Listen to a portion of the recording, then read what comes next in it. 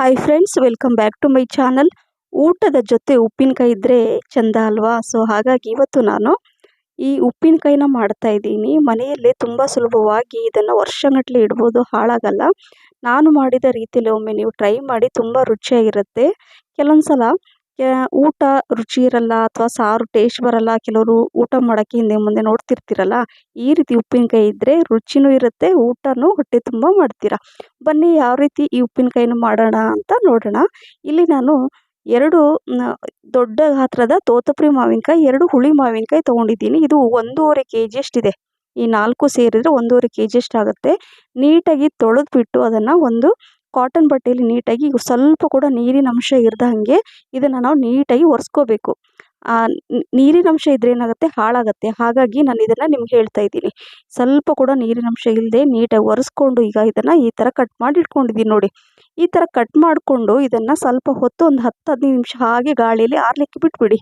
ಈಗ ಇದಕ್ಕೆ ಮಸಾಲೆನ ಮಾಡ್ಕೊಳ್ಳೋಣ. ಗ್ಯಾಸ್ ಫ್ಲೇಮನ್ನು ಆನ್ ಮಾಡಿ 4 ಟೇಬಲ್ ಸ್ಪೂನಷ್ಟು ಸಾಸಿವೆ, 2 ಟೇಬಲ್ ಸ್ಪೂನಷ್ಟು ಮೆಂತ್ಯ ಕಾಳು, 1 ಟೇಬಲ್ ಸ್ಪೂನಷ್ಟು ಇಲ್ಲಿ ನಾನು ಸೋಂಪು ತೊಗೊಂಡಿದ್ದೀನಿ, ಬಡೆ ಸೋಂಪು. ಇದನ್ನು ಮಿಸ್ ಮಾಡದೆ ಹಾಕಿ. ಇದರದ್ದು ಡಿಫ್ರೆಂಟಾಗಿ ರುಚಿ ಇರುತ್ತೆ, ಒಂಥರ ಘಮ ಘಮ ಅಂತ ಇರುತ್ತೆ. ಆ ಸೋಂಪಿನ ಫ್ಲೇವರ್ ತುಂಬ ಚೆನ್ನಾಗಿರುತ್ತೆ. ಸೊ ಇದನ್ನು ಹುರ್ಕೊಂಡು ಒಂದು 2-3 ನಿಮಿಷ ಲೋ ಮೀಡಿಯಮ್ ಫ್ಲೇಮಲ್ಲಿ ಹುರ್ಕೊಳ್ಳಿ. ಸೊ ಇದನ್ನು ಹುರ್ಕೊಂಡು ಈಗ ಒಂದು ಪ್ಲೇಟಲ್ಲಿ ತೆಗೆದು ಸೈಡಲ್ಲಿ ಇಟ್ಕೊಂಡಿದ್ದೀನಿ. ಅದು ಸ್ವಲ್ಪ ಹೊತ್ತು ಆರಲಿ. ಇಲ್ಲಿ ಮತ್ತೆ ನಾನಿಲ್ಲಿ ಒಂದು ದೊಡ್ಡ ಕಪ್ಪಲ್ಲಿ 1 ಕಪ್ಪಷ್ಟು ನಾನು ಸಾಸಿವೆ ಎಣ್ಣೆನ ತೊಗೊಂಡಿದ್ದೀನಿ. ಬಿಸಿ ಮಾಡಿ ಸ್ವಲ್ಪ ಇಂಗು ಕೂಡ ಹಾಕ್ಕೊಂಡು ಅದನ್ನು ತಣ್ಣಗಾಗಲಿಕ್ಕೆ ಬಿಡ್ತೀನಿ.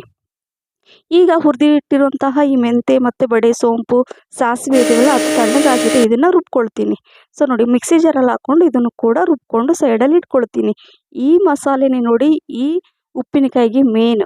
ಸೊ ಹಾಗಾಗಿ ನಾನು ತೋರಿಸಿದ ರೀತಿಯಲ್ಲಿ ಮಾಡಿ, ತುಂಬಾ ರುಚಿಯಾಗಿರುತ್ತೆ ಫ್ರೆಂಡ್ಸ್.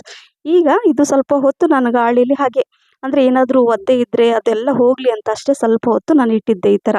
ಈಗ ಒಂದು ಬೇರೆ ಪಾತ್ರೆಯಲ್ಲಿ ನಾನು ಅದನ್ನೆಲ್ಲ ಅದರಲ್ಲಿ ಹಾಕೊಳ್ತಾ ಇದ್ದೀನಿ.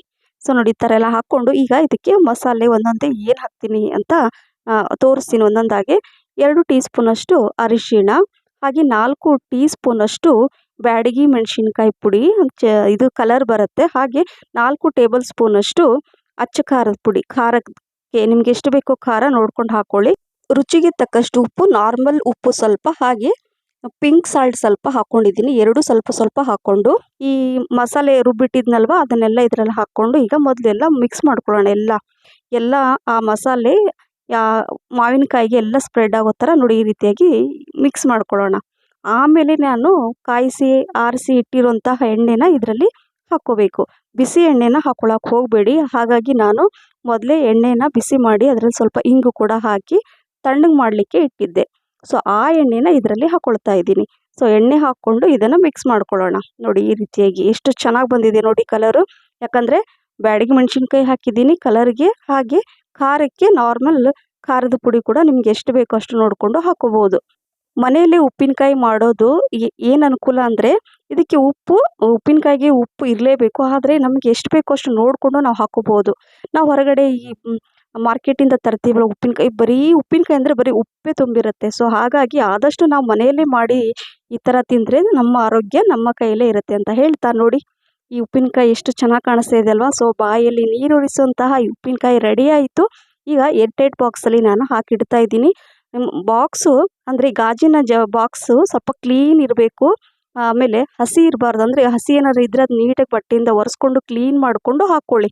ಸೊ ಎಲ್ಲ ಉಪ್ಪಿನಕಾಯಿ ಅದರಲ್ಲಿ ಹಾಕ್ಕೊಂಡು ಮತ್ತೆ ಸ್ವಲ್ಪ ಎಣ್ಣೆ ಬಿಸಿ ಮಾಡಿ ಇಟ್ಕೊಂಡಿದ್ದೆ. ಸೊ ಮೇಲೆ ಸ್ವಲ್ಪ ಎಣ್ಣೆ ಹಾಕ್ಕೊಳ್ತಾ ಇದ್ದೀನಿ. ಈ ರೀತಿ ಮಾಡ್ಕೊಳ್ಳೋದ್ರಿಂದ ಹಾಳಾಗಲ್ಲ, ತಿಂಗಳುಗಟ್ಟಲೆ ನೀವು ಉಪಯೋಗಿಸ್ಬೋದು. ಸೊ ಈ ಉಪ್ಪಿನಕಾಯಿ ರೆಸಿಪಿ ನಿಮಗೆ ಇಷ್ಟ ಆಗಿದೆ ಅಂತ ಅಂದ್ಕೊಂಡಿದ್ದೀನಿ ಫ್ರೆಂಡ್ಸ್.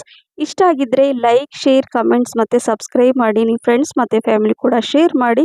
ಹಾಗೆ ನನ್ನ ಫೇಸ್ಬುಕ್ ಪೇಜ್ ಕೂಡ ಫಾಲೋ ಮಾಡಿ.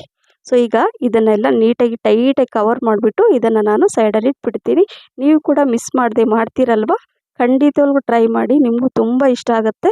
ಮತ್ತೆ ಸಿಗ್ತೀನಿ. Thank you for watching. Bye.